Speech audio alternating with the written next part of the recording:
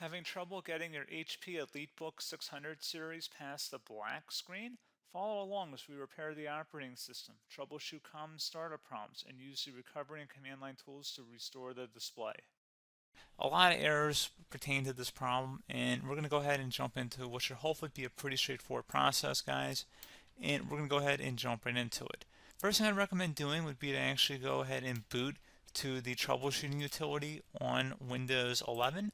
So if you do a hard power off 3 times in a row, Windows should automatically attempt to launch the startup repair utility. And if it doesn't find anything, it will give you the option to select advanced settings, in which case it will take you to a screen that looks like this. Now, if it does not take you to a screen that looks like this, or you're unable to get to that, you can also download the Windows 10 Media Creation Utility, or Windows 11. They probably will make a creation utility for Windows 11 at some point. And it doesn't really matter, you can actually run the Windows 10 utility on Windows 11 as far as I'm aware. And you should be able to run the troubleshooting utilities built in within it. So you just would go ahead and download it to an ISO file and then burn it to a DVD or USB.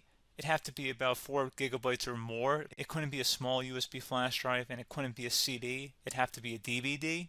And then you'd boot your computer from it. So depending on the computer manufacturer, you'd have to tap a different key on your keyboard in order to launch that menu, in order to select what boot drive you want to go off of. So it could be anything between the escape key, F2, F8, F12, for example, and those are the function keys on the top of your keyboard. So you may have to just do a little bit of trial and error. Shouldn't take you more than a couple minutes. Googling it would probably be best before you even begin. But anyway, we're ready to go ahead and jump right into it.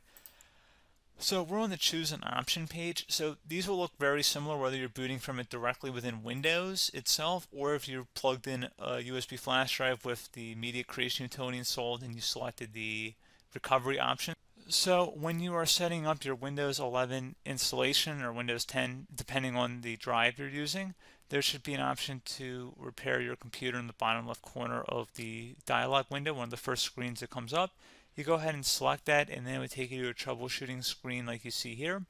And you want to go ahead and select troubleshoot, reset your PC, or see advanced options. And then there are going to be a whole bunch of options in here that we're going to explore in today's video. The first one, we're going to actually go underneath advanced options and then select startup repair, fix problems that keep Windows from loading. So go ahead and select that first.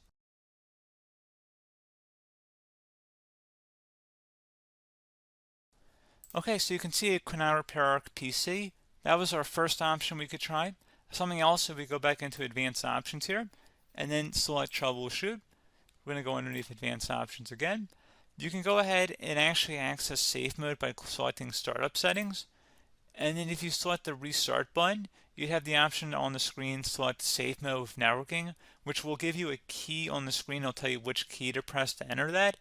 I believe it's the F7 key. It'll do that for you. I'm not going to go over that in today's tutorial because I don't really want to go into safe mode, but you're more than welcome to attempt that by going into here and then selecting restart. Again, it'll launch another screen. It'll say what key do you want to press, and it'll give you like 7 or 8 different options, and you want to select safe mode with networking. There's also an option for a command prompt too, but that's going to be something we're going to cover later in this video, and we don't even have to go through that in order to access it. So that's why I'm not going to really push for that, because unless you know exactly what's causing the problem, you probably don't need to go into safe mode. Unless you're trying to recover files, in which case then you definitely can go into safe mode, but we're trying to actually recover our computer here. So I hope that makes sense. Something else we can also try here as well would be to uninstall updates, remove recently installed quality or feature updates from Windows. So if you go ahead and select that, you can uninstall the latest quality updates, which generally is the more day-to-day updates. Feature updates are the less regularly released ones, like the big ones. I would equate it to service packs in like Windows 7 and Windows Vista and Windows XP. So larger updates that occur once or twice a year at most. And the quality updates are more just a regular update. So probably obviously it'll take longer if you're going to try and uninstall the latest feature update versus quality update. And maybe you don't need to go back that far. So just giving you guys a couple of pointers with that. Something else you can also look at here, and we're going to jump into the command prompt in a little bit, but you can select System Restore, which will use a restore point recorded on your PC to restore Windows. And this is something I would highly recommend here, guys. So select Next. Assuming you have a restore point saved on your computer, you go ahead and select the most recently created one, and you'll select next, and then you'll select the drive. You shouldn't actually have to select the drive. You can scan for affected programs, but we're going to keep it all default here, and then we're going to select finish. So once started, system restore cannot be interrupted. Do you want to continue? I think we're going to select yes. I don't think we have anything better to do on our computer right now, so just give it a moment here to initialize. It will take a couple minutes to run, obviously depending on how large your hard drive is and how much is saved on the system restore point. So just give it a couple minutes here.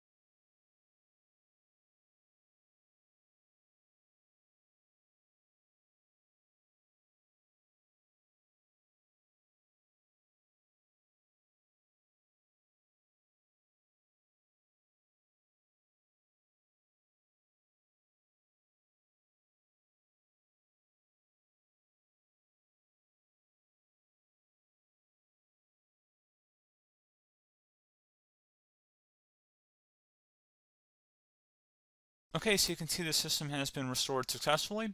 We're going to go over a couple different methods in addition to that if that did not work. So I'm just going to pause the video and we're going to start back on the recovery screen that we started with. Okay, so a couple other things we can try here too. If you go back into troubleshoot, you can select reset your PC, while you choose to keep or remove your personal files and then reinstalls Windows.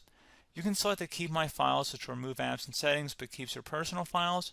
You can also select remove everything, which will remove all of your personal files, apps, and settings. So this is more of a factory reset, the second option here. First option, it should not delete all of your personal files. However, it will pretty much clear most of your programs, and keep in mind, there's no guarantee that your information, number one, is even still available and easily recoverable on your computer to the point that you actually would be able to recover anything. And the second point is that there's always a chance that it won't actually recover and it will just do a factory reset anyway. So there's no guarantee that actually would keep your files anyway. So I would recommend trying to get a recovery tool and backing that up first before selecting it anyway. But again, those are a couple different options. And then something else you can try here if you go back to the choose an option. Another option, if you go underneath choose an option and select troubleshoot, advanced options, and now select where it says command prompt. Okay, so the first thing we should do is type our main hard drive here. In most cases, it should be the C drive. So you just do a C colon and then hit enter on your keyboard. So once you're underneath the C drive, we're going to type in dir and then hit enter on your keyboard. It should have program files, users, and Windows all in there. That's how you know you're in the right directory.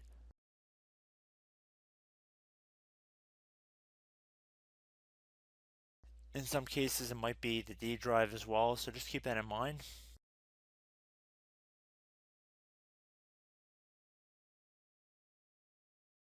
Next thing we're going to do is type in cd space / Windows / system32 / config,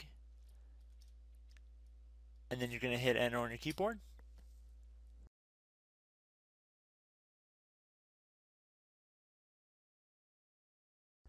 So now you're going to type md space backup. If you've seen other tutorials, it might also say to put down md backup. That's because the backup name is pretty common when you want to back something up. So you can name this whatever you want, doesn't have to be backup. So if you've already made a backup folder in the past, you could do backup 1, for example. So once you're done setting the name you want the backup to be called, hit enter on your keyboard again.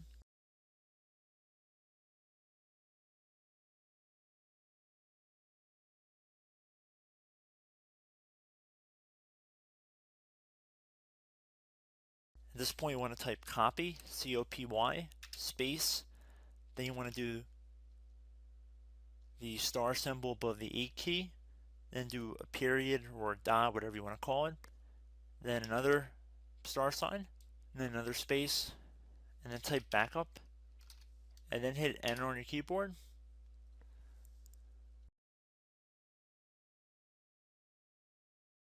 Now you want to type cd reg back, R-E-G-B-A-C-K, and then hit enter on your keyboard. So now that we are under the reg back, so now you want to type dir again, and then hit enter.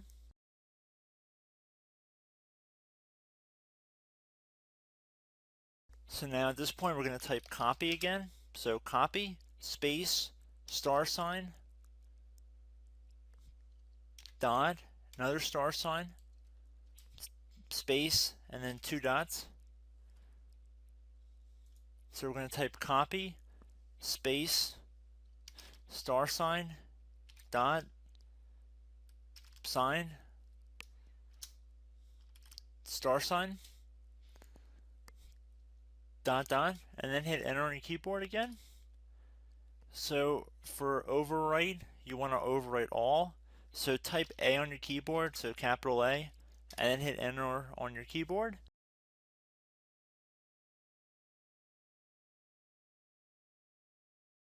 So at this point you should be good to go. You can close out of the command prompt window, and if you accidentally continue to Windows 10 you should be all set. So I hope one of these 3 or 4 different methods we went through in this tutorial helped you guys out. Again, I'm not sure if you guys heard me earlier, but try to go back into your safe mode if possible and uninstall any programs you know might be conflicting with the Windows startup if you can get into safe mode. So just keep that in mind. Something very simple like that could be blocking up everything. So again, I hope this tutorial helped you guys out, and I will catch you in the next tutorial. Goodbye.